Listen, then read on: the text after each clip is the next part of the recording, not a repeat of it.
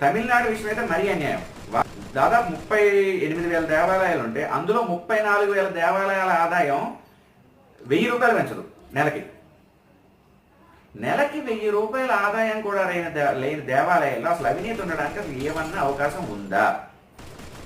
So ఈ రెండు విషయాల వల్ల దేవాలయాన్ని ప్రభుత్వం తన చేతిలో పెట్టుకోవడానికి కారణం అవినీతి కాదు అనేది, ఆ దేవాలయాల్లో జరుగుతున్న అవినీతి కాదు అనేది అతి స్పష్టం.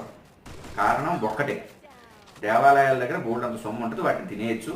రెండు, దేవాలయ వ్యవస్థను నాశనం చేయడం ద్వారా హిందూ ధర్మాన్ని, భారతదేశాన్ని నాశనం చేయొచ్చు. ఇవి రెండు లక్ష్యాలు, అది చాలా స్పష్టం. పోనీ ఇంకొకలాగా ఆలోచిద్దామండి. అసలు సమస్య దేవాలయాల్లో అవినీతి అంటున్నారు, ఓకే, పోనీ నిజమే అంటున్నాం కొంతసేపు.